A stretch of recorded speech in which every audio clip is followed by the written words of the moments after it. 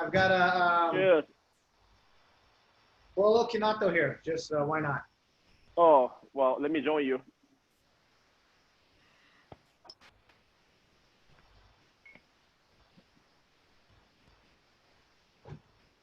Vinegar. I'm kidding. Cheers. Nice to see you. Good to see you, brother. Now we need Jova. I know. Yeah, I know, right? I told him last night. So, is everybody here yet, or? No, I think we have to wait a bit. Yeah. That's fine. That's fine. Yeah. I'm okay. Yeah, we'll I'm give okay. it like 5 to 10 minutes, maybe. That's okay. I'm okay to start on Michael for a bit. Yeah. How you doing? Listen. Hey, what's up, Carlo? How you doing, man? Good, good, good. Looking forward to some cocktails. Yeah, man. You ready, huh? I'm ready, man. I'm ready to go. That's awesome. That's awesome. Yeah, it's awesome. Yes. I'm the small dog today. The guy from Singapore is a lot better. Yeah. These are lies. That's why he wear the hat. Yeah. Because also is a lot old. Is a lot older too. That's why. Is it the same in San Francisco? Barbershops are closed here. Really? No barbershops. So everybody's got long hair now. Or we have to Oh wear my God! Yeah. You must be miserable. No barbershops. Yeah, Gio's fine. I think so. I think so. I miss you. I miss you. Congratulations for everything. Thank you, brother. Last time I was in town, yeah. we always miss each other. So next time I'm in town, we're gonna have to hang out for a while. Yeah, please, My brother please. telling me I need to come back. No. I have some problem on urine. Let me see. I should be fine. You're smart. You've done this before. You have headphones. I should have done that. Yeah, well, because I did one 2 Sundays ago, and then I realized then, okay, reading without hearing, it doesn't work very well when you make cocktails, right? So yeah, so like then likely like oh, by the way, I didn't set this up, you know, Jeanette and Albert did, you know, like my technology skill, they're very limited as usual, nothing changes. Trying to turn on the lights more. This is Nugget. She's nice to meet you. hanging out with us today. She's my bar back. That's great. That's great. Hey, it's like a totally awesome, man. Like yeah, I love that dogs too. Like it could save a lot of labor. Well, we call her the health and hygiene officer. With the staff that clean, she finds it. If there's a lemon on the floor, she finds it. If there's a crumb on the floor, she finds it. It's actually a really smart idea. Yeah, she's the best. She finds any food on the floor, she's gonna find it. That's super smart. Yeah, now I cannot do it because everybody heard you. Hey, we'll wait about 3 more minutes and then we'll start. No problem. Yeah, thanks.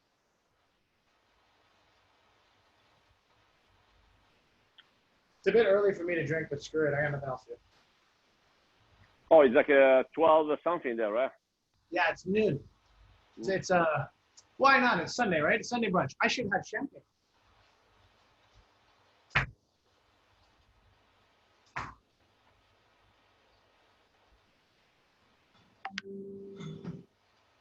Hi, David Bridges. Is it a terrible idea if I drink a bottle of champagne while doing this? Hey, Carlo. How you doing, brother? I told you I'd be on tonight. Good. You better be. Hey, gotta see if these Singapore guys are as good as you are. Oh, the Singapore guy is awesome because he's actually my dad, because that's the year difference between me and Michael. I'm kidding. I know he doesn't look like it. You know, those Asian genes, amazing. We came up together. Yeah, we really did. Yeah. If it wasn't for Peter Rizal finding us and giving us opportunities, we came up together. Yeah, that's good news. Yeah. I heard about you, Carlo. Carlo speaks pretty highly of you, Michael. Yeah, sex was great. Yeah. Working together was what really catapulted our careers. Nobody believed in us, so we had to believe in each other. We had to teach each other. Yeah, it was awesome, right? Seriously, like the learning curve then it was, especially in that period, you know, when we opened Gitane in 2008, 2009, like it was fantastic, right? You know, so it's like the place was we just were in the right place at the right time, you know, like without knowing each other, you know. Yeah. And then you know, and we grew together, you know. It's like I mean, like I didn't know much. I mean, I thought I knew, you know, but that's when I really thought I don't really know, you know. And then like and then we thought in the same way. We kind of were in the same spot, right? And working in the industry for a long time, right? You know, I came from fancy noble London, you know, like, and he came from everywhere, you know. It's like we thought that we were, you know, like a young, you know, a little, sorry if I said cocky, you know. We thought, oh, we're good. And then we said, oh, we are not, you know. So, but the passion that we had for people, the passion we have for people, and understanding flavor, and likely, you know, we had like a palate and a good humbleness. Ooh. We were very lucky because we had the natural skills that we knew how to entertain people. My laptop we didn't realize how much went into actual the modern cocktail world. So we got lucky that we were put into that position together. So I need to change something right here. It's like my laptop is messing me up. Well, I'm gonna keep talking. And it's on the channel, got some drinks. Singapore's mostly sleeping. I think I might have 1 or 2 people signed in from Singapore. Most of them are sleeping right now. Everybody stays up late watching Netflix these days. But yeah, when Gitane was open and we were put together, we got lucky because we also were given an opportunity to learn from some masters. Sean Diggs with the sherry wines introduced us to sherries years before most people really grasped what sherry was. And when Gitane opened, was it 2008? We had 23 sherries by the glass, and every single cocktail had sherry in it. That's and right. That was also, we were lucky because we had Dom. Dom was the original consultant, so we got to learn from Dom. We got to learn from Sean. We had some fantastic support early on, and I think a lot of the industry supported us because we were just, like you said, humble, hungry, and just fun. We had a lot of fun. Eric and Dimas there, we had an absolute blast at the time. It was an epic bar with a fantastic, small but fantastic team. Yeah, it was good. You know, like, we get to do it again today. everybody. Every few minutes, I gotta throw my dog a piece of ice. There you go. I have people on mute. I don't know why. Okay. Richard, can you hear me? All good. Yeah. Somehow, like my laptop is playing games to me, and then it's not cool. But let me. You're okay, Carlo. Let me unmute everybody.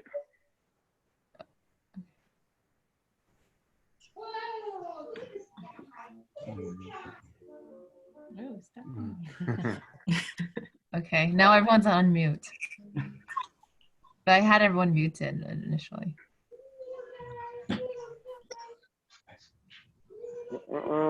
Okay. Okay, I think I have everybody. Can everybody hear me? Yeah. We hear you. Well, I'm sorry about that. Okay. Michael. What up? Do you want to introduce yourself? Yes. Okay, so we're at welcome to the F&B Live, guys. We're really happy to do this Singapore, San Francisco collaboration. Thank you all for joining us. I'm Michael Callahan. So started with Carlo years ago. Of course, before that, he and I have been in the industry now, I believe almost 20 years, man. I've been in the industry since 1999, so 20 years. I think you about the same amount, almost. For many years, just did clubs and restaurants and thought we knew what we were doing. And then we were given an opportunity in 2008, after a good solid 10 years almost of bartending, to start a restaurant together. And it opened our eyes into what was really going on at the time, the wave that was coming. And that was the craft cocktails. In San Francisco, we were right around the second wave, the end of the first wave. And we really just were given a great opportunity, and we came in together. Since then, we just kept following our passion, keeping our head down, doing what we do, loving what we do, loving every guest that comes in, trying to stay creative and humble. And in 2011, I moved here to Singapore, started 28 Hong Kong Street. I was lucky enough to get some good accolades there. Started a consulting company called Compound Collective. We now have Roman Fulton and Celia Schoonrad as the team core members. And then now we've got this beautiful new bar that we opened in the worst time possible. So the Barbary Coast Singapore is a 2-story bar, 4,700 square foot. It's basically 2 different bars built in the era of the 1860s. We found a historical link between Singapore and San Francisco, actual trading ships that docked from San Francisco through Singapore at the time. So we recreated this sort of area-specific piece that is quite fun. Of course, we opened in January, so it was the worst time possible, and we're just kind of hibernating until this whole thing blows over, until the dust settles, as you will. So that's me. I'm here to join you guys with my old partner, Carlo, who it's so good to be with you again, man. We really need to do a shit. I think last time we shook together was Tails, and that was what, 2013? Yeah, it was 2013, yeah. Whoa, you were doing an event for somebody, and I stood back there and was like, a couple cocktails with you. Yeah, you look younger. Well, tell me what you eat, because I gotta do the same. Okay, very nice to see you all. Thank you so much for joining us. So the point today is classic cocktails and variation of it, right? So this is the way that me and Michael kind of get passionate about what we do, really, you know, in the city who knows a lot, you know, like San Francisco. Like there's a lot of cocktails that were born here, and like a lot of great bartenders are here beside me, you know, because I'm not.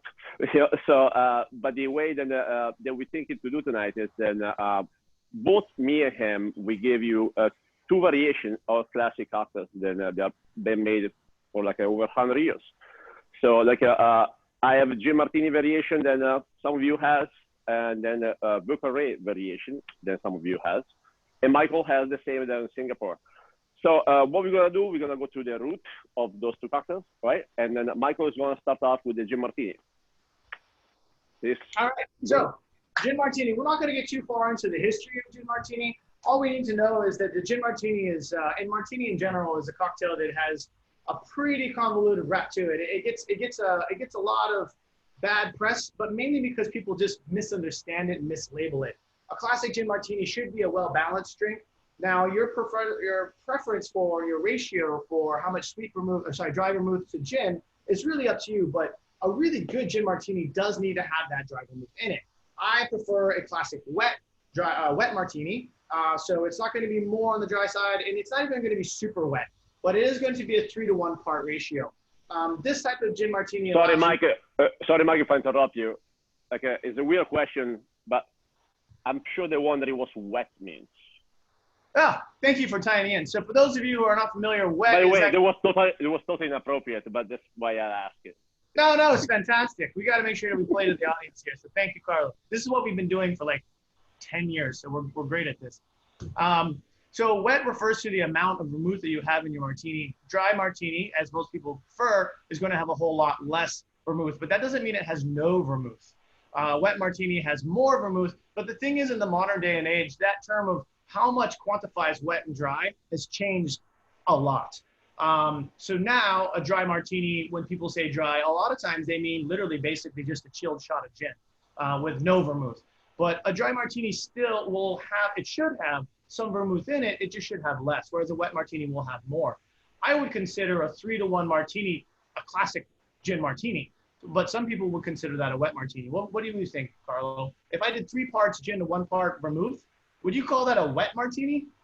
It's like essentially drier is like less vermouth and wet is more, right? So what it is like the martini to me is like it's a really romantic drink, not because it was made in Arma d'Italia, which is in Cinque Terre, Italy, right? Like 90 years ago by this guy named Martini, so lucky. But it's about the taste really, like, because it's like it can go in many different ways, right? But like the most important thing then, if you want to do a classic, right? Like, and Michael, I'm sure is going to agree with it. It's like if there's juice in a cocktail, you shake it. If there's no juice, you stir it, right?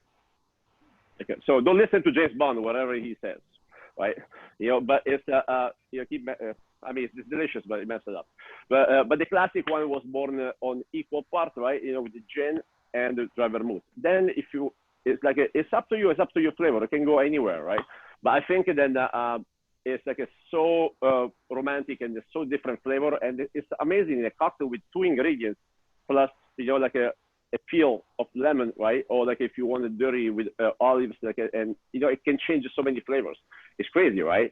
So like it's really all about the flavor profile. Like does it make sense? Like of course. I'm gonna jump off of that. You made a good point. What you have to look at is where the classic originally came from. The original one, as Carlo said, equal parts. Nobody's gonna want to order equal parts. If you order an equal parts in today's day and age, they're gonna consider that wet. So a dry, in my eyes, would be 1 part of vermouth and 3 parts or more of gin. Even though by today's standards, that much vermouth would still be considered wet to most people's palates. But the thing is, most people haven't had a good martini. If you make a well-balanced martini and you use just the right amount of vermouth in there, what it does is it softens the heat from the gin, and the botanicals within the vermouth help to basically push forward, and reinforce the botanicals of the gin. So it's really, really fun to start looking at how you can use at least a third or a quarter ratio of vermouth in your gin to help round out the structure of that cocktail. Because that vermouth is going to really add some nice structure to the cocktail. I'm sure there's 1,000 vermouths that you can use out there. For my martinis, I actually like to use Noilly. What do you think, Carlo? It depends, on the flower part that you want to do. It's like, to me, it's all about the vermouth is the key, right? So like, to be honest, if I can tell you something, like then explain why I'm not that patriotic. Martini Rossi to me, like it's like I think it's the best vermouth of French actually. Like a Noi Prat, like a Dolly, right? So it's really based on the flavor profile. Sorry, I tried to unmute like a lot of people because my laptop is acting wrong. Well, how about this? Well, you do that, I'll go ahead and make my favorite recipe for a classic martini so we can all see, and then we'll get into the variations. Thank you. Thank you. This particular style of martini that I make is what I make for myself at home. And when somebody wants just the gin martini and they're not sure what they want, or they might be new to the category, it's usually what I make. It's a lot softer. It's a lot easier to approach. It still allows the gin to come through, but it again uses that vermouth to balance. And I actually do add a little bit of, this might be sacrilege to some of you, but I add a dash of orange bitters in there. I like to bring a little bit more citrus to the flavors, and it's probably because for this particular martini, I'm using Beefeater, which doesn't have as much citrus. If I was using like a Tanqueray 10, especially, or a Bombay Sapphire, I wouldn't need the bitters because there's so much more citrus in those gins. But I like a nice hot classic, and I wanted to use a gin that you can get anywhere. So for this one, because we want to be fast about it, guys, I went ahead and prepackaged it prior to. So we have these little, like a cooking show, right? So I have, of course, the bottles so we can see, but to prepackage quickly, and the orange bitters, but to prepackage quickly, I went ahead and added it together. So we have 2 ounces or 60 ml of the Beefeater. Now, interesting thing about Beefeater you might not have known. Beefeater in different countries has a different ABV due to tax purposes. So Carlo, do you have a bottle of Beefeater with you right now? A bottle of what? Of Beefeater gin. No, I don't have it, unfortunately. I only carry, hey Mo, so, you're welcome. I only carry Diageo. Yes, Diageo, unfortunately, my Diageo contact. I know I cannot say that. Get a hold of me.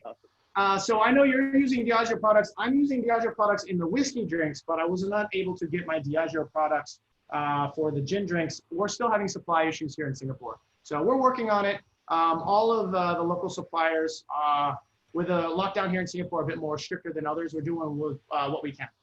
So anyway, so this particular cocktail is going to have 3 parts of gin, 1 part of vermouth. I do highly suggest you try your different gins and vermouths. But one thing that's interesting about all gins, not just the Beefeater, but also all gins in the world, is that most of them in the U.S. have a higher ABV. Take a look at it. Your gins in the U.S. are probably going to be like 43.5 or even higher. What do you got?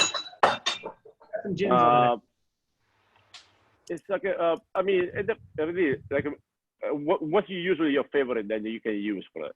Like what's yours? You know, like to me, like it don't go dry. That's all you gotta do.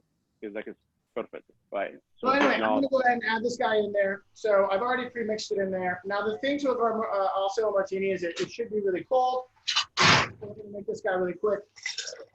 As Carlos said, please don't shake it, but you can, of course, stir it nicely. You generally get a relatively high ratio of water to your mix when it comes to a martini. And again, that's just to cut the heat from the alcohol and allow the botanicals to come through and bring you a lot of flavor. The idea for this drink is it should be enjoyable. And one thing, side note, a really good classic martini is fantastic with Indian foods. If you've never had a 3-to-1 or 2-to-1 martini with rich curries, it's fantastic. Because the botanicals in the curry actually play along, or the herbs and spices and botanicals play well with the botanicals in the gin, and the alcohol will help cut through that fat. So in between your bites of curry, you have a sip of your gin martini. It strips away all the richness, but it leaves the flavors of the spices. Curry with gin martinis for you. So if anyone's not had a gin martini with their Indian food, you should. Like you absolutely, it's my favorite combo in the world. Always taste your drink prior to serving. Actually does need a little bit more stirring. All right, let's go. Make this fast because I know you guys have other things to do and we have better drinks to make. I'm gonna go ahead and use Nick and Nora on this guy. And we'll just strain it out. Now, Carlo, do you prefer lemon, orange, or grapefruit on your peel? Well, there's lemon, obviously, for classic, right? But if you do variations, right, you know, it's like it's totally different, right? So, but the classic has lemon differs, right? It's like the Eiffel Towers in Paris, you know, the Colosseum is in Rome, Salesforce Tower in San Francisco, Michael, Singapore. Yeah, but it's yeah, the classic is lemon. It's like you know, it's just the way they're supposed to be. And also with gin, with all the citrus it has, you can do anything you want, pretty much. Right? But yeah, but it's like if you want to do a classic, it's I'll make you a martini. Somebody, oh, give me a martini to somebody that then I don't know, right? First guest that comes to the bar that I never met before. Okay, I'm from London. I love Gordon. You know, can I have a John Martini? You're gonna put the lemon there because otherwise you're gonna shoot you, right? So it's a classic, right, on that. But then you can really go anywhere at home. Like anywhere, anytime you have any citrus like that, it will make total sense. It really does. Yeah, it's really, yeah. If you know your audience and you know where they're coming from, stick with the classics for the first time. But also, if you start moving your gins around, take a moment to look into the gin, smell the gin, maybe even look online, see if the producer lists some of the botanicals. If there's some gins that have strong grapefruit notes, it's really fun to pull that out with a spritz of grapefruit. Oh yeah, absolutely. So much you can do. Yeah, absolutely. Yeah, yeah. It's just like but to me, like you know, like to you, I know that it's like if I don't know somebody's palate, the first one I play it safe, unless the guest gives me a room, you know, say, hey, make whatever you want. Then I listen what he says or what she says without let them notice I'm listening, right? So in that way I capture information, right? But like it's really like it's really based on them. So like and then the great advices that you just gave to the audience, right? It's like just look at the botanicals of the gin that they have at home, right? And you can base your palate through that. You can go anywhere. There's no wall for it. There's really not. Well, before we get into the creativity of the next step, and this is what really the viewers are lucky to join us today. So it's not about these classics that we're making you. What we really wanted to talk to you guys about today is how do bartenders make these great drinks that you're drinking at the cocktail bars you're going to when you can go to them. And what we're doing is we're looking at these classics, and exactly as Carlo and I were discussing the variations of the classics within the eras of its inception and how long it's been around, we use these same structures, these same building blocks, and we take components out, we change just one or two components, and we create contemporary classics, new visions, but we do it based on time-tested flavor profiles that have been working for hundreds of years. And that's really what we do, and it's something we encourage you guys to try to do as well, is make a classic, get it down so you really love the flavor of that drink using just your gins, your vermouths, and maybe if you like a little bit of olive brine, or like me, if you like a single dash of orange, or whatever it is, get that classic down first. Then let's start looking at how you can change that. We're going to talk about that next, especially when we get into those variations. Before we do, though, I have a special guest here who can test my martini and tell me if it's over diluted or if it's actually quite tasty. Mr. Roman Fulton, who is probably like the permanent gin master in Singapore, happens to join us today. So. Sorry, couldn't hear. Oh, here we go. Perfect. Yeah. Is that okay? Is that okay? I'm okay. So this man opened Atlas when it first opened, and before that was at Artisan Bar. So this is Carlo, the guy who I started our craft world together with. Nice to meet you. Nice to meet you. So yeah, it's okay? It's good. All right, I'll pay you later. Thank you. Okay, so we know now the classics can vary a little bit, but they do need to have gin, vermouth. They do need to be balanced well. So from there, the world is your oyster. And speaking of, Carlo, what have you done? What is your variation of the gin martini? I have a very, very feminine palate, right? I like flower, and then especially when talking about wine spirits. You like the ladies? You have a feminine palate. You like the ladies. Oh, I like gentle stuff. You know, so it's I think then the way then especially with gin, right? Then you have a lot of guests. Then they might have like a experience. Then it's like a gin. I think is only London dry. Then they might not be, you know, like a very huge fan of it, right? So what I do, I soften it out. So what I did, I infused it tank for a with chamomile, and I did a magnolia flower vermouth, and then lemon verbena bitter, right? So it's kind of like a spring flower, you know, concoction, right? And then whoever picks it up, you know, there's a lot of gin there. You know, I tell you, like I did like a 2.5, you know, so it's like it's a really strong drink. And then the key is having it really, really, really, really cold, right? So like you can, I recommend that to stir it longer instead of shake it less. That's my advice. Can everybody hear me? Because I see a lot of people are mute. Richard, hear me? Okay, cool. It's like I cannot see, I cannot hear any of you. No, it's. Yeah, I can hear you, Carlo. Yeah. Okay, good. Okay, Okay. perfect. I just want to make sure, you know, like I'm a handyman. I'm not a tech guy. I'm sure you guys figure it out by now. Yeah. So yeah, it's to me it's like approaching the guests, you know, to something then maybe they didn't experience before, right? To a spirit that they're not really huge fan of it, you know, but getting step by step close to what they really like. Make sense? It does. So why did you use the ingredients that you used in this particular drink? And are we drinking one now?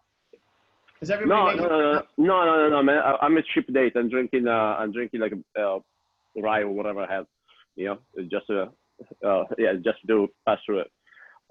It's like you know, like the first drink that I really love to make or really like to drink when I go out, that is a martini classic, like no BS, classic martini. I think it's great, you know, like when you, it's something that feels a luxury to me, like it's awesome. And then the variation can go anywhere.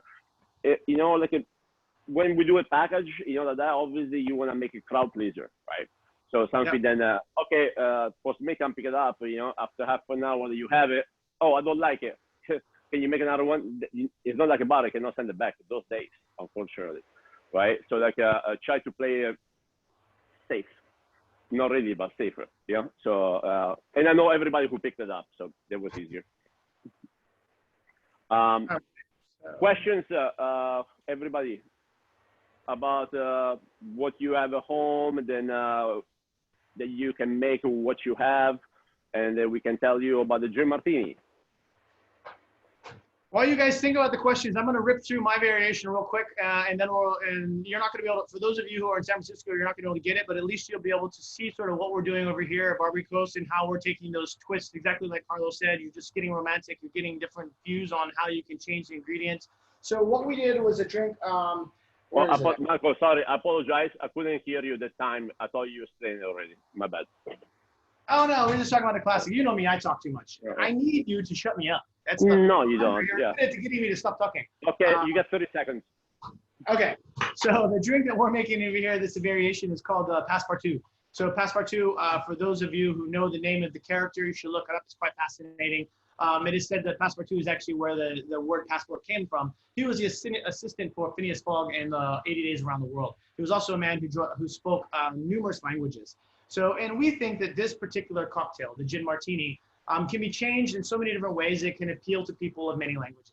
So that was the reason why we put that together. So this one does have the Tanqueray 10. Now I don't have any more in the bottle because we pre-batched them and we sell them. That's why I had for the first drink had to use the other brand, unfortunately.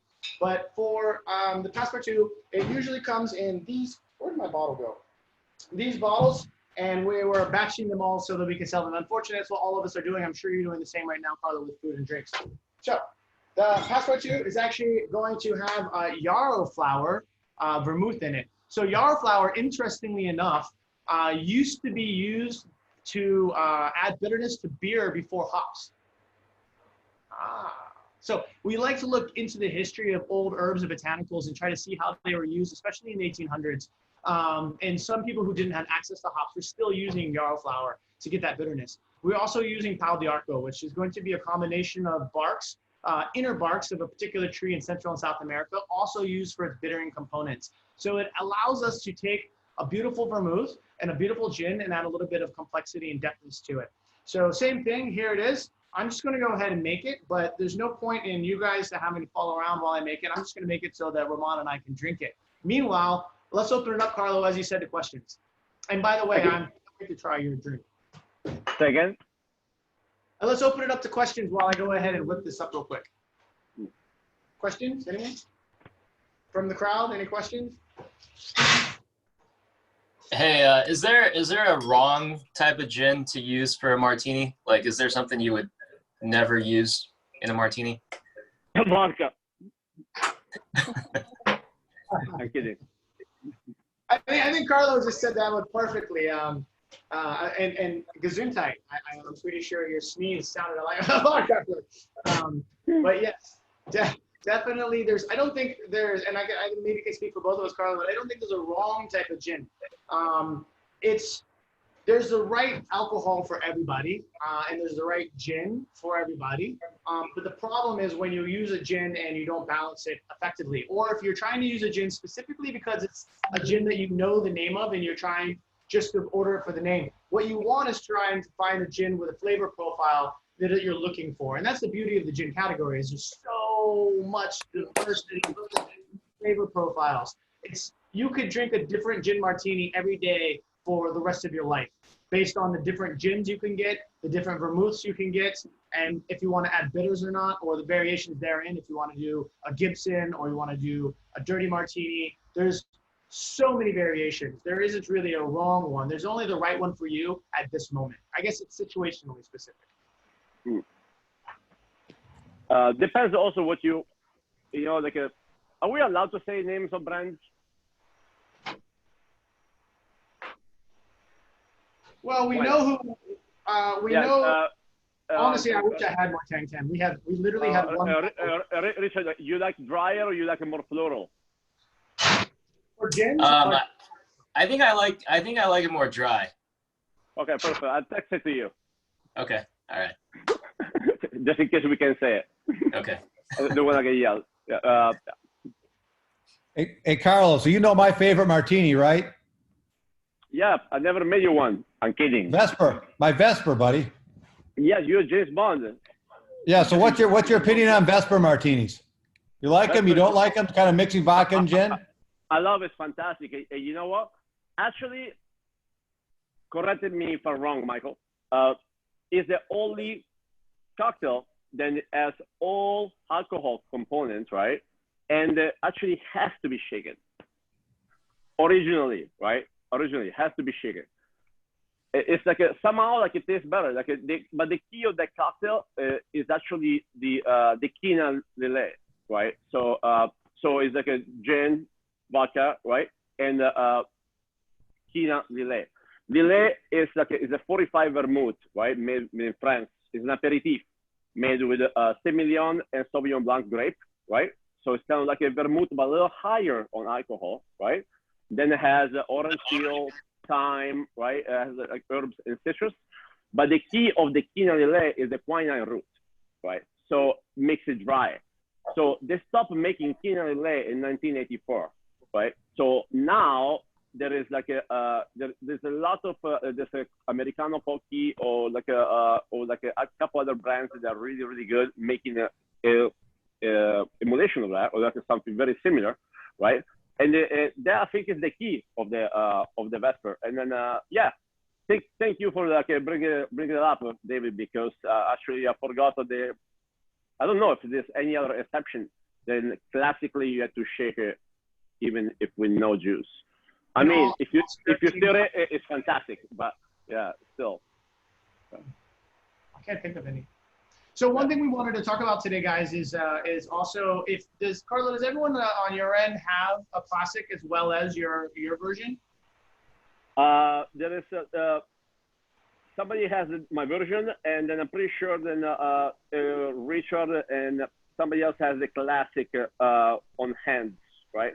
Okay, so like should we talk about Sazerac? What I would suggest is that if you guys do have both versions, try to taste them together. Or next time you can make it to a bar, or next time you make drinks, if you're going to do a creation that's a new style of cocktail, always taste it against it. We do this oftentimes when we're looking at making new recipes. We'll make what the team prefer to have as our house martini. We'll make the best martini we possibly can, and that'll be our sort of gold standard, and we go from there. And then every time we make a variation and a change, we keep changing it, but as soon as it gets so far away from a martini, then we have to stop and say, well, okay, is it really a martini anymore? Because what we want to do is have a martini style drink so that when someone comes in and says, hey, can I have a martini? We can say, of course, we can make you a fantastic martini. Carlo can make you one of the best martinis you've ever had. Which type of particular, any particular type of gin you want. You want something light and more floral. You want something a bit drier and with more spice and more herbs, more botanical. But if you want something interesting and unique that could only be found at our bars, at Carlo's bar or here at Barbary Coast, then maybe you can try this on the menu. Now, if we recommend that to the guest and it tastes nothing like a martini, then we failed as operators. We failed as educators trying to get you there. So next time you want to try something that's of a martini style or of an old-fashioned style or whatnot, see if somebody in your group will order a classic and then order the variation and try the two together. See how the difference in vermouth or the difference in flavors added to the gin, or maybe it's a tincture that they added, see how that influences the cocktail. And then once you start to understand these subtleties in variation, you can start making some really fun drinks at home. That's how we do it. At least that's how I used to do it. What's I have a question for you, Michael.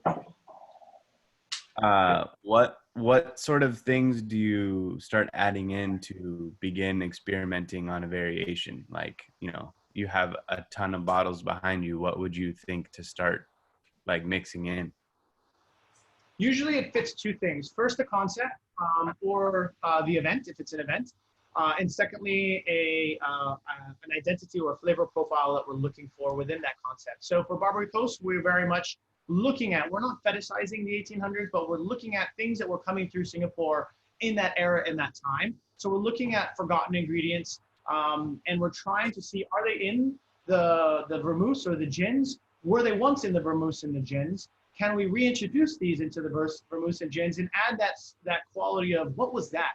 We're always looking for a subtlety. We're not trying to look for a smack in the face. Sometimes, yes, we are.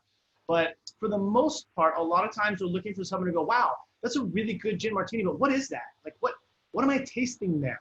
And so we oftentimes are looking for a gin martini specifically. Now, other cocktails, you're looking for other things. But for a martini, we oftentimes look for herbs, roots, barks, some sort of botanical that can add a difference, a dimension to the gin or vermouth that isn't available already off shelf.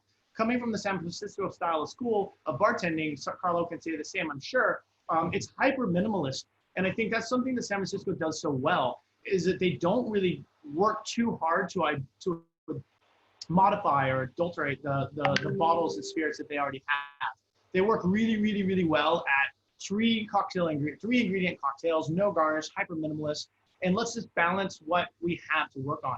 distillers and brands do so much work in making great products. It's our job to try not to modify them too much. That being said, some ingredients just aren't possible, whether it be cost or be general rarity, availability. And we want to relive and reevaluate and sort of bring back to the forefront those flavors. So that's how we do it, is we look at the concept first. For us, it's a lost trade.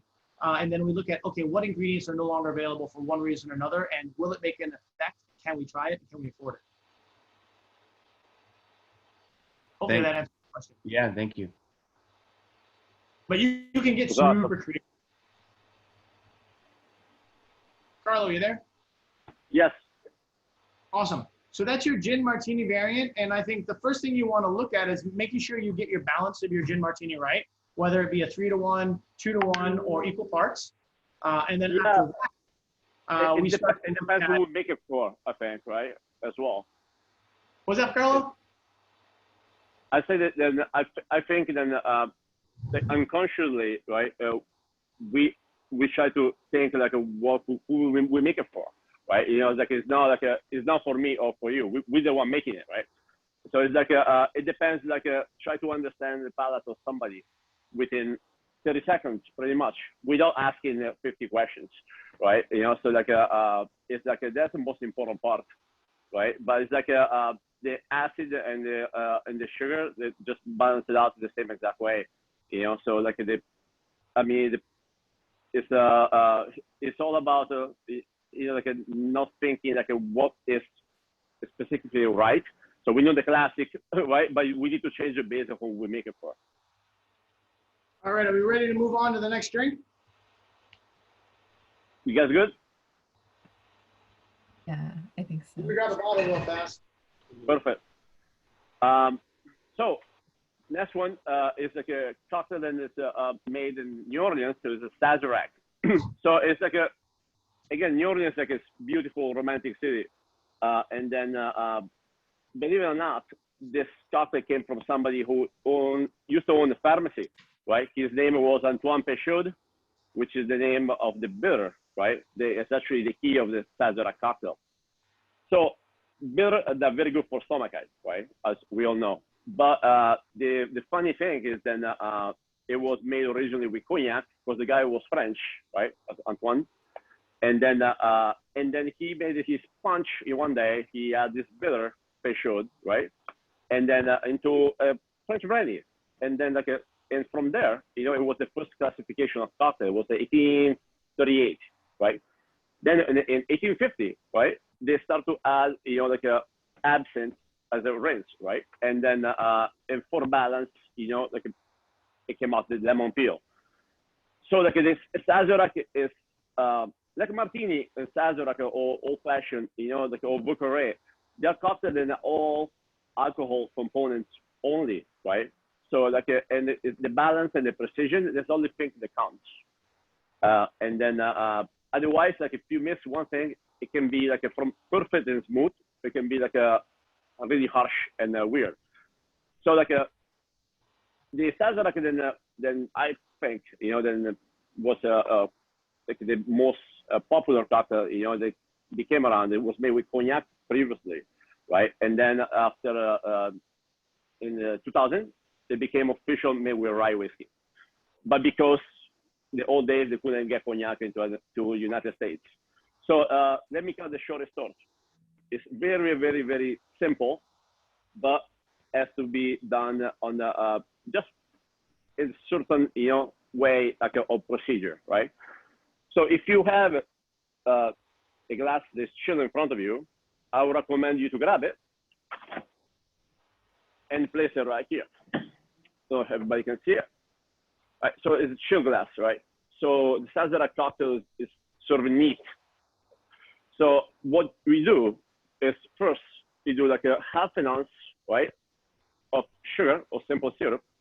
The first recipe had 1 sugar cube and then a Péchaud bitter, okay, and then you melt it together, and then with a touch of water, in order to like dilute the sugar.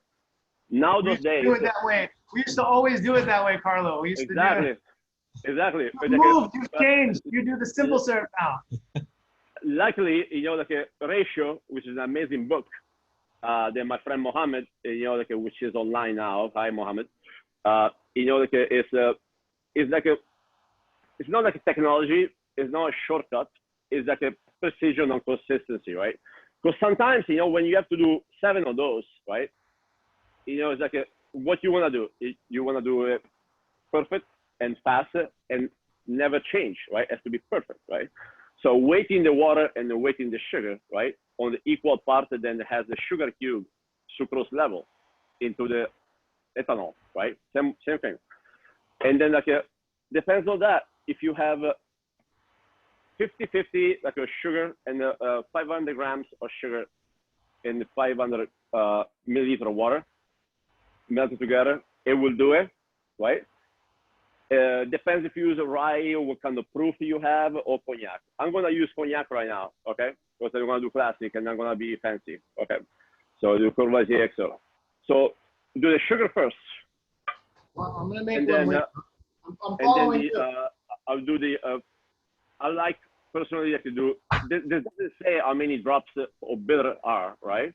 But like a consistency level, across the board, I like to do 5 official bitter, right? 1, 2, 3, 4, 5. If you don't have a spot like this, it's gonna be half of a bar spoon, right? So you do half a bar spoon of this is equivalent of 5 drops. If you don't have a bar spoon, right, what you can do, you grab a straw, right, and then you drop it, into the bitter and you drop inside of it. That gets you almost a amount of there. That's a good tip. The Angostura bitter is for balance. In the original recipe, it wasn't there, right? But like for balance, Angostura and Pescio bitter, it's like a bread and butter, or like a peanut butter and jelly, like Michael and Carlo, if it was a woman. But and then I do 3 drops of Angostura bitter, which in that case it will be 1/4 of a bar spoon if you have it. Then what I do, so why I put the alcohol last? Because not cost-wise, yeah, actually cost-wise or like efficiency-wise, if you mess up the first part, you can toss the sugar and the bitter, right? You lose between 20 and 30 cents at most. But if you put the alcohol first, you lose a lot more, right? So just making sure that you have your glass in front, and you have the sucrose and the acid, part of the acid, which are the bitter in this time, right? And then ice, okay? So the ice level, I like to do like usually like a 3/4 of the tin, right? So, or the mixing glass.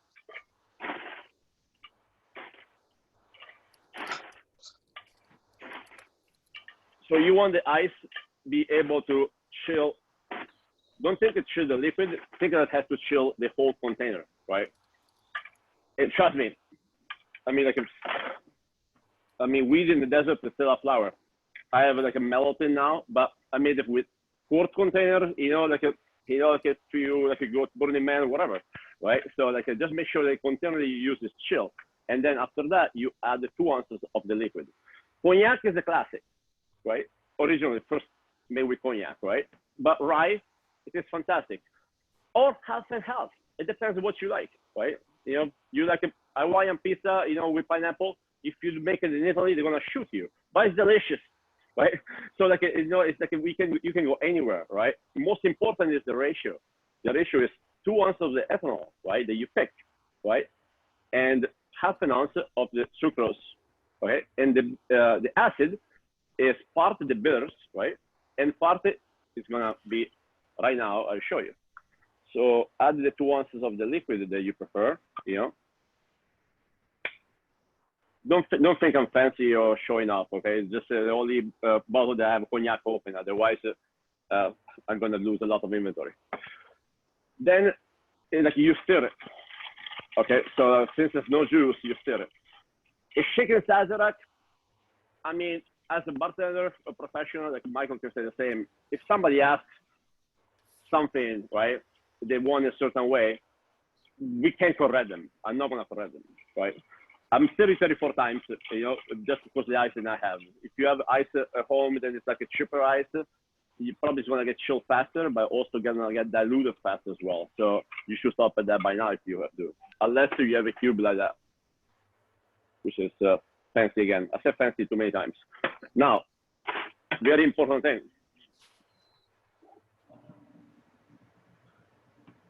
I never always trust your palate and never assume anything, because the time that we give the cocktail to the guests, I mean, just as a salesperson, it's too late to change it, right?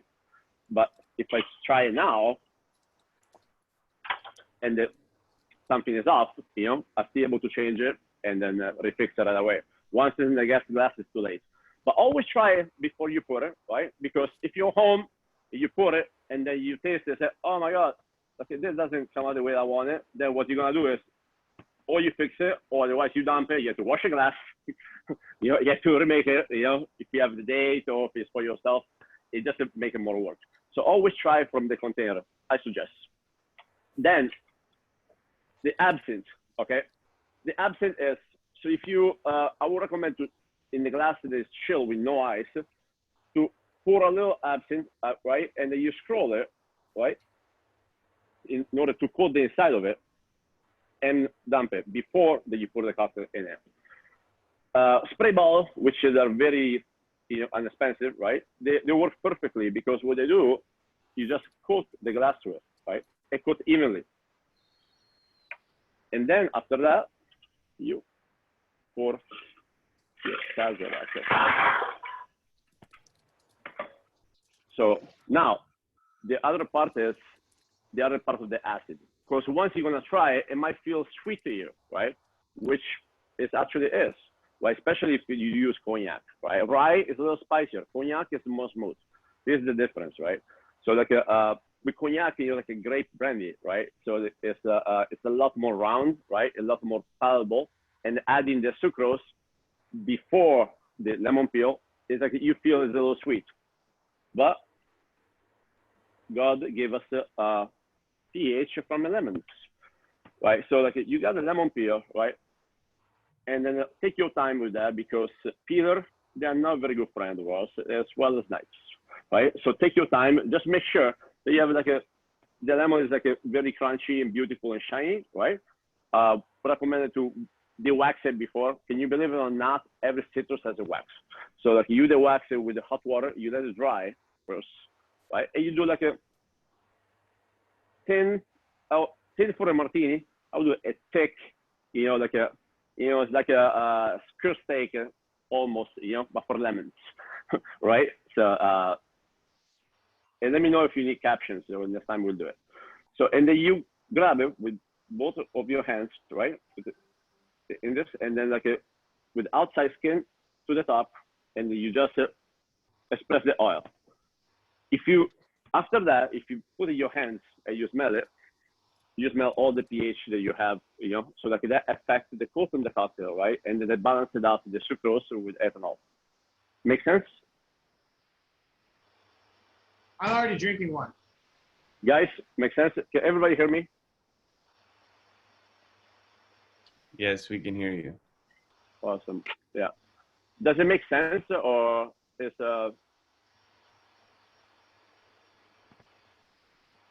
I believe we got. I believe so. But then I've known you for so many years. You always make sense to me. Hey, Carlo, can you show us what your drink looks like?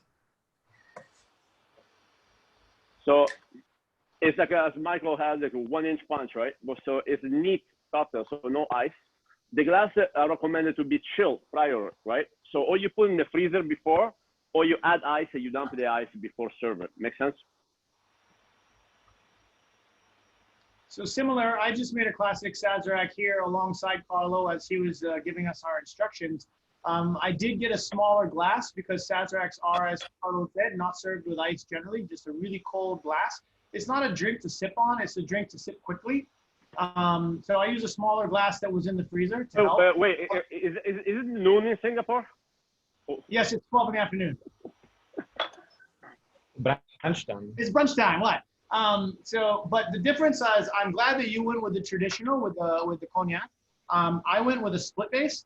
So I did the bullet rye, which is high rye content. That 95% rye is really going to give you the spice in the bottom and allows me to reduce the amount of sugar that I add because it counteracts the cognac. So I used a slightly different cognac. I used the Martell VSOP. Again, as Carlos said, cognac with that brandy base is going to give you a rounder, softer, I dare say perceived sweeterness than, of course, a rye would. And a high rye content rye, such as the bullet rye, is really going to add a lot of spice to this drink. So these two together allowed me to use a little bit less sugar. Now, the difference with Carlo and I for sugars was, Carlo, I believe you're using a 1-to-1. I have to admit, I too, brother, stopped using sugar cubes for consistency and speed. So we also use. Again, I couldn't hear you. Again. My team over here, we also stopped using sugar cubes for simple syrup. Oh. We use a 2-to-1 simple syrup. So it's 2-part sugar, 1 part water. And what we do is we only use 2.5 ml. So we use actually these guys, and we measure just 2.5 ml, which is how much of a teaspoon? I don't even remember. I've been out of the US for too long. What is that, a half, quarter teaspoon, half teaspoon? Yeah, half teaspoon. So a half teaspoon of a 2-to-1 rich simple syrup. And we don't need as much sugar because we are cutting the cognac with that rye. So the beauty of the Sazerac is like all these classic cocktails, there is quote unquote the original, but then there's also within that same 10 years time span, there's slight variations. And the variations were made even back then based on supply issue. So cognac there was an issue with the French. There was also a cost issue. Locally sourced bourbons and ryes were more affordable and it was supporting the local economies. So people started to shift towards rye at one point. And then people who still wanted to have cognac, but it was becoming more sort of not as cost effective, were doing split bases. And split bases to me are my absolute favorite. They give you both the history and the richness of the cognac, but they give you the spiciness and the heat of the rye. And then combined, as Carlos, I do the exact same thing with you, only I don't use the sprayers anymore. I went back to the old way we used to do it, where we put dashes of absinthe and we roll the glass. Remember, we used to do that. We used to roll the glass. Well, this actually was my cognac, it wasn't spray. Yeah, okay. But that's the beauty of the Sazerac is that I really, really like a classic cognac-based Sazerac. But for today, just a little bit different from what you did is I did a split base, half with a bullet rye and half with the cognac. So cheers, brother, to classic Sazerac. Cheers, everybody. Is there question time? Or frustrations or happiness or need caption? I'm sure you do when I say something. Well, Carlo, do you have a variation of the Sazerac or a variation of? I do it, but it's like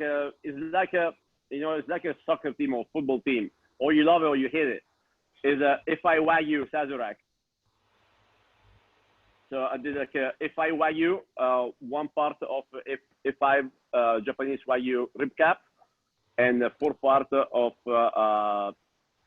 whiskey, and then vacuum seal it together for 24 hours. Then I reduce down the Cabernet from Alexander Valley, Cabernet Sauvignon, and then make it 1/8 of its own volume. And then after that, I do the same exact portions from the Sazerac. So first I strain the FI Wagyu beef, right? So the whiskey has the FI Wagyu flavor. Then if you go to a restaurant and you eat FI Wagyu steak and you might have a glass of wine, Cabernet is a good pairing by default. So like that's why I put those things together. So the Cabernet reduction acts like the sugar. And then no bitters, but since I'm Italian, I put white truffle oil on top because I love truffle. Yeah, I have a truffle addiction. Yeah, it's like a pretty expensive one. Sounds fantastic. I can't wait to try it. So you're doing a fat washing technique pairing with a wine base. So you're basically doing a full gastronomic drink in a classic Sazerac style. Yeah, it's like I call it FI Wagyu Sazerac because it just like it looks like the same amount of liquid, right? But there's not really any ingredients in this into a Sazerac, right? But just to give it like it's kind of like an idea, you know, so like a connection with something that people are more familiar with, right? Which is the classic cocktail, right? It doesn't have anything that is into a Sazerac, but you know, then the spirit forward, right? By perception, and then it needs to be explained, right? So like I cannot take it off the list because like some people never gonna like it, and some people just love it, and they come drink 3 or 4 of those, right? So it's like it's the gambling, but the explanation of that is the key, you know. So yeah, it's like, oh, you love it or you hate it, you know, like a foie gras or like I don't know, Trump or whatever, you know. So anything. Yeah. Well, brother, I cannot wait to try some of your drinks. Over here, we don't need to make it. You pretty much nailed the whole Sazerac thing. We had a variation called the 1-inch punch. It's a little bit more traditional. The only thing that we did there is that we took a high ABV cognac. We used the Pierre Ferrand 1840. So we got more of that 1800 style flavor. And we did another split base again with the bullet rye only. We infused it with chicory. Chicory giving it that coffee notes to it, giving it a little bit of more earthy notes, a little bit of hibiscus extract. And then, of course, the bitters. So really, it's very, very, very similar to a traditional Sazerac over here. We call that one the 1-inch punch. It's very, very popular. That is my name. Well, you know, I know, yeah. Which confuses people. It's good. Like that's what I do for a living, really. Yeah, it's just confusing people. Is that okay? Like if we ask, like you guys have questions? You know, there's anything that you need to ask us or anything it can be, you know, like then we can you know, fix it for you, like or like you can you know, if you have something at home, then you don't know what to do with it, you know, like that bottle is in the closet that we all have, then I don't know what to do with it, you know, like we might be able to tell you, right? You know, one of the options can be just toss it, but we're never gonna say that. So it's you know, it's like you know, like you go, when you open the grandma closet, you know, like my grandma had Amarello di Saronno, right? Like di Saronno the rocks, right, for example. But you know, it can be used like in many different ways, right? So like I don't know, anything that we can do to make it fun, you know, on this time of shelter at home. And first of all, we forgot to tell you, and I hope that everybody's safe and sound, and all your families are healthy, and then stay put, you know, and keep it like that, and we all get out of it. Yeah, they just drink more, right? I agree. Salud. Hey, I have a question about you know, in this type of a drink. Would you ever? Sometimes I see bartenders light a lighter and then squeeze the lemon. Would you do that to this type of drink or no? Yes, you can actually, because I was about to ready for your questions, and then what you can do is like, okay, so you can do that on different ways, right? That torch is not necessary. I just tried to make it fun, right? But it's like so any citrus has a pH on the skin. The most important thing is it needs to be fresh, because if it is not crunchy, it will lose the pH, so we lose the flammable part, right? So that gives you an aroma, right? Then it adds some character on top of the drink, right? I like to do it on the Sazerac like with the absinthe, right? Personally, you know, like you know, like it depends on the guest, you know, like talking as a bartender, right? When you see like oh, okay, so first date on Tinder, I can see the first date, I can see the blind date like that. There's some way to crack the ice, right? Because you just want to make it fun for people. Well, why people go out? So people go out because you want to, once they walk in, our job is our responsibility is there's no second chance for first good impression, first of all. But you want to make a better day from when they come in until they leave, right? They can be from what's inside of the glass. It can be of anything. The most important thing is not asking 50 questions, just get the answer without asking them, right? So there's a time for a place on anything, right? So like give a drink really, really fast, right? And then if there's a room for it, you know, like don't get away from what the request was, right? But add something that you know for sure that you're not gambling, because people all want to have an impression or to give an impression to somebody, or they want to have a great day of that. But look, you know, if you mess up my pizza, I'm not gonna like it, right? So same thing with drinks, right? So like and then for like for the lemons, you know, what you can do, you know, I don't have a matches, but I have a lighter. I recommend no sulfurs matches, right? But they work better, because otherwise what you're gonna have like a black coat on top of your drink, right? So my lighter. While Carlo looks for a lighter, it's important to make sure that you wash off, Perfect. as previously, it's important that you wash off all of the wax on your fruit, because that's what's going to give you a black film that floats on your drink. So if you're going to express and flame the oils of a peel, and lemons and limes are the best, grapefruit also a little bit, lime's not so easy, lemon is the best, and orange the second best. Then That's why I don't need subtitles, because I have you. I love it.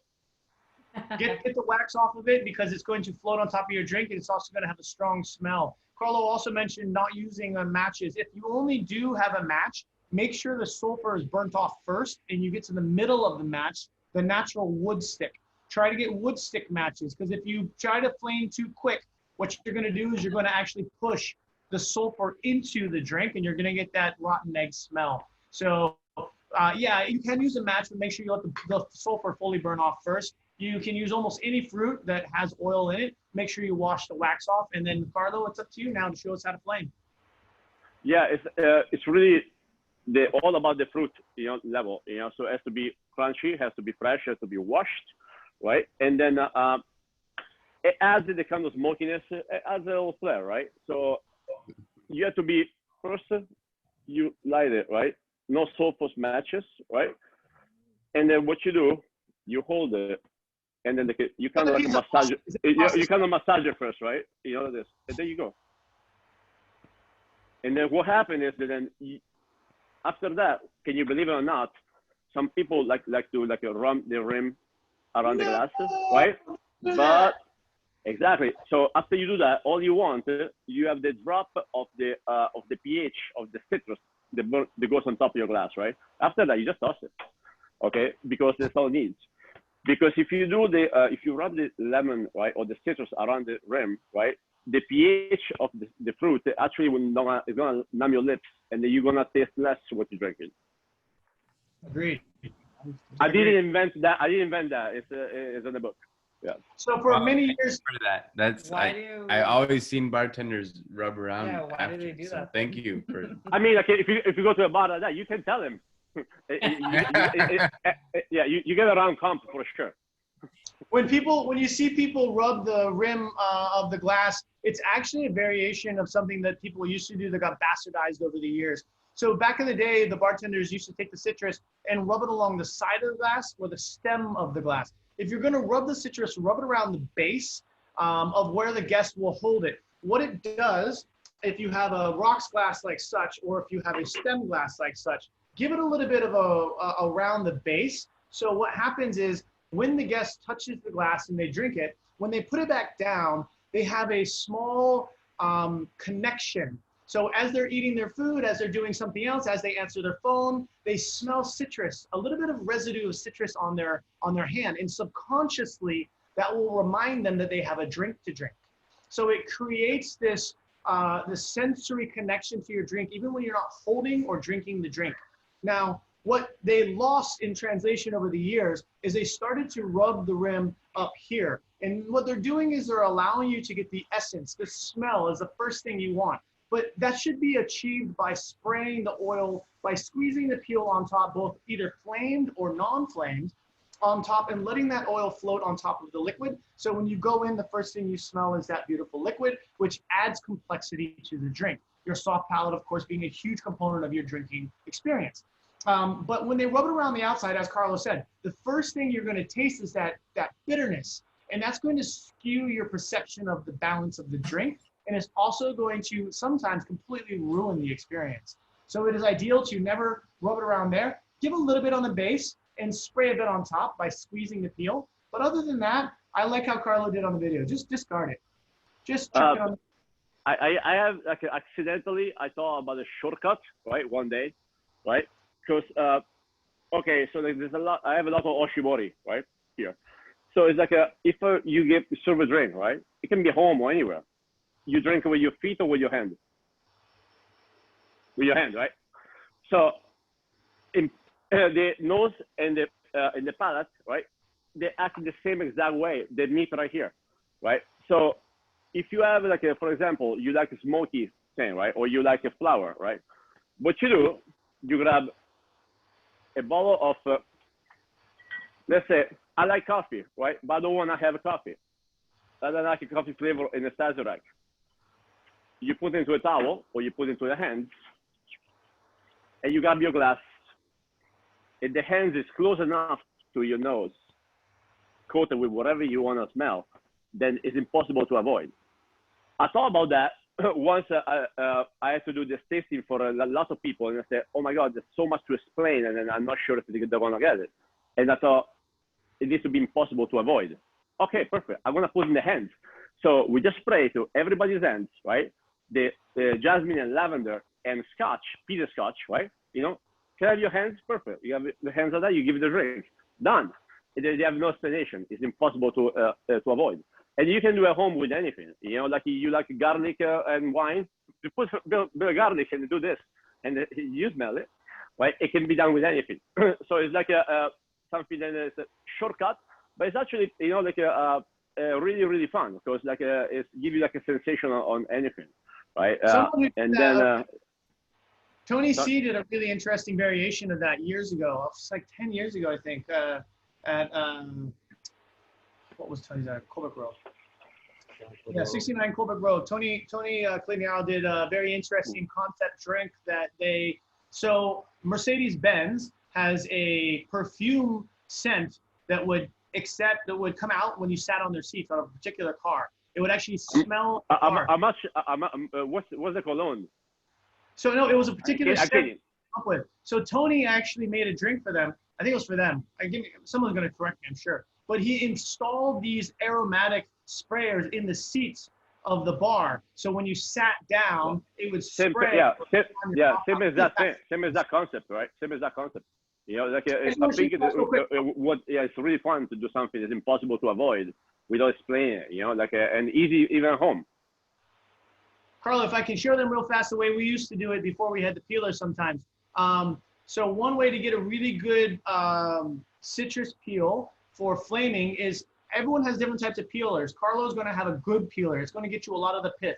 The pith is the white area, and the white area contains a lot of the oils that you need to express when you want to flame. So one way to get a good amount of pith is actually, you can do a disc.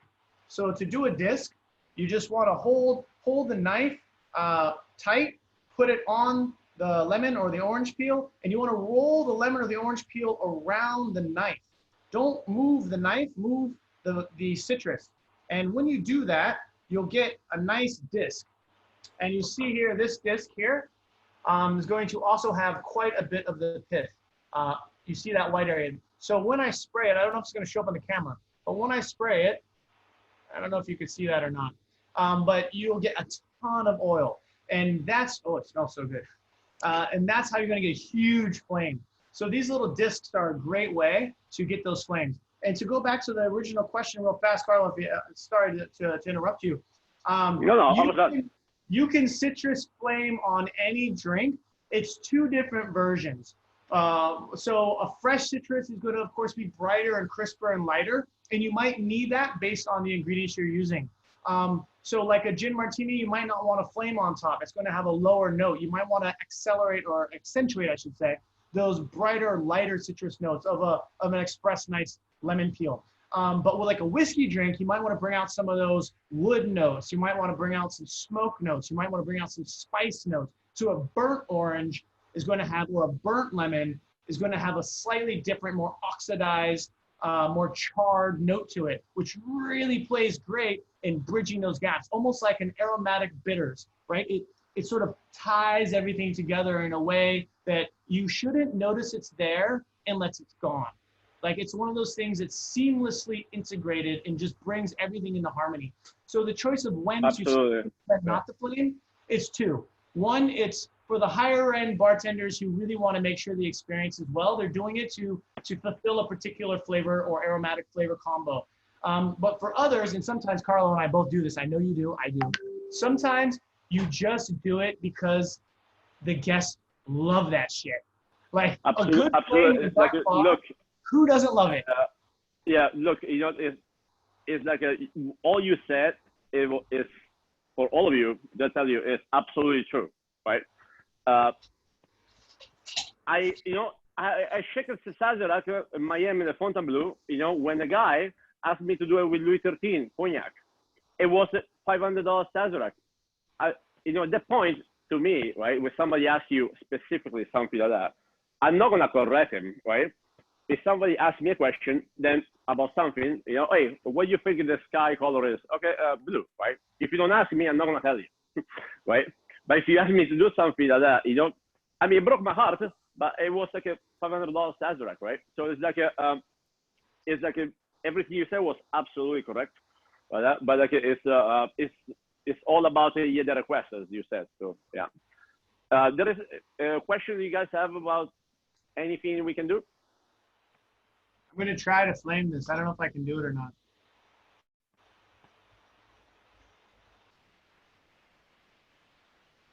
Who's on? Hey. I don't know if everybody saw that or not, but that was a classic disc with a match that we let burn down past the sulfur into the natural wood. It's a fantastic way of getting people to look up at the bar, impress your guests at home. It makes the whole room smell nice. But again, be careful. Make sure you burn off the sulfur and make sure that you get the wax off your fruit. All right, any other questions? What do we got, guys?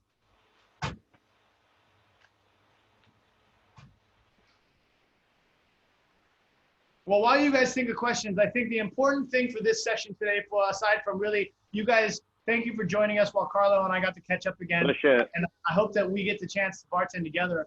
I think the value really is one day seeing us together. That was the joy, is seeing us together behind the bar. I enjoyed every moment of it. Absolutely. Even though that bar was so uncomfortably small, it was fun. But what we wanted you to take away from this session, if you could, is that bartenders are creative and they should be creative, but we always have to remember where we came from. And there are generations of us in the past who have built upon the classics and have refined the classics to the point that there is no real way to recreate the wheel. All we're doing is embellishing the wheel. The wheel will always be round. We're just adding new rims to it, if you will, or adding new tread patterns. But a lot of the drinks, and as you start to really understand your classics, and you should as a consumer, you should really start to understand all of the classics. There's a pantheon of classics that you should get to know. And what's really fun is when you can go to a bar and you can taste the drink and you can identify its grandfather and grandmother. You can say, hey, this drink is actually a variation of this style cocktail. And you don't really get that until you start to really try to drink the classics. So we encourage you, we implore you to please go to a bar and order. Michael, not to a bar. Come to my bar or your bar. Yes, come to our bars, but really go to any bar. Order a Crusta, order a Martinez, order a Sling, order a Toddy, order a Flip, order a Old Fashioned, order any of these beautiful classics. And what you're going to start to realize is that sometimes those old things are the best. You there? And once you understand the basics, once you understand where we came from, then you can truly and really understand and appreciate what modern bartenders are doing, like what Carlo is doing with his Wagyu variation of Sazerac. For us to be able to create those drinks, still have them be reminiscent of their ancestral drinks and push those boundaries is difficult. For those of you who might be creative people who work with Michael, yeah. Sorry to interrupt you. I love you, but I want to make sure that they have questions that we can do that for. Oh yeah. I talk a lot. No. Yes, you do, but you make sense, which is great. But it's like I don't want to keep it for 3 hours, Because I mean, I hope they're drunk, but like if make sure that if there are questions we can answer. Yeah. Roman and I need a drink. Questions? Hey, Carlo, I got a question for you. Where can I pick up more Persian saffron here in the Bay Area or in San Francisco? Say again? Where can I pick up more Persian saffron? Is he still using? You can do a farmer's market actually. Can you believe it or not? It's like the 3 cherries is at $30, right? But there is the tea shop, right?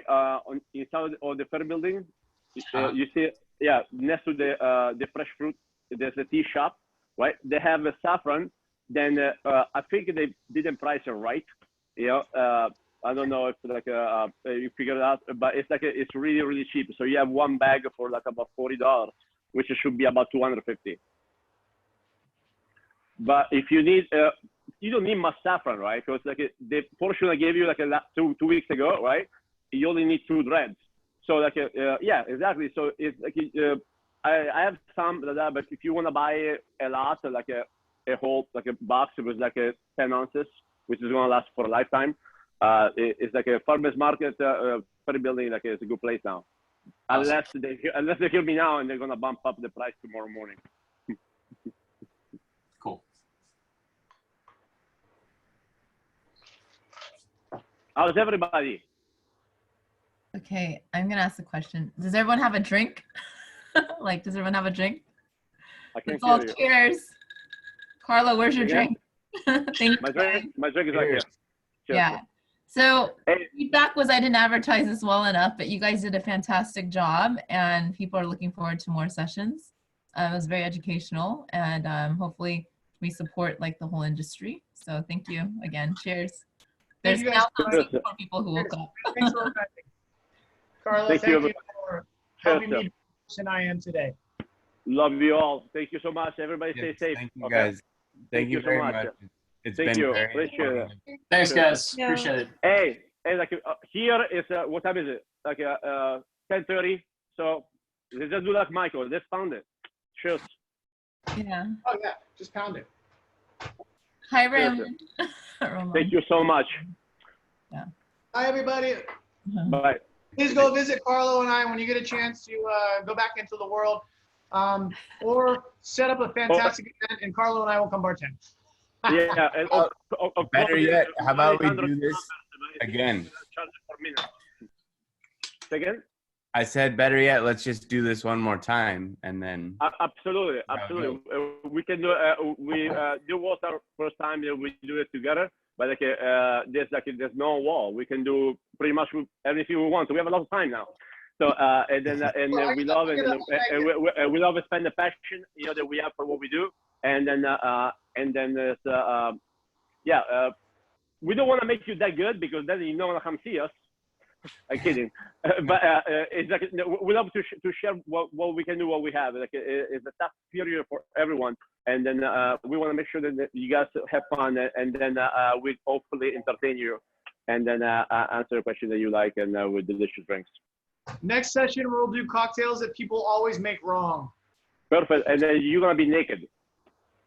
Well. Yeah, next time we'll do like mojitos. Everybody fucking makes mojitos wrong. Let's just make it right for once. And hard drinks. Let's do like a Ramos. God, it's so hard, right? Ramos. Yeah. Yeah, I mean, it's like a build a lot of muscles. Yeah, like Ramos Fizz, you have to shake it for with no ice for about 7 minutes. Hey, we've got a Ramos Fizz fan here. If you want to do a encore, we can start it right now. I love Ramos Fizz. I love it. You know, it's like seriously, it's like the best breakfast drink ever. You know, it's like it really is. Yeah, and like to me, a perfect Ramos Fizz, it should taste like Gatorade. It really, it should taste like Gatorade. It should be perfect balance. 2 sips and done. Yeah. That's how you judge it. I think my baby girl wants me to go now. I gotta take her. We'll see you guys later. Bye. Bye. Thank you. Bye, guys. Thank you so much. Thanks, guys. Ciao, bello. Thank you. Ciao, bello. Mahalo. How bello.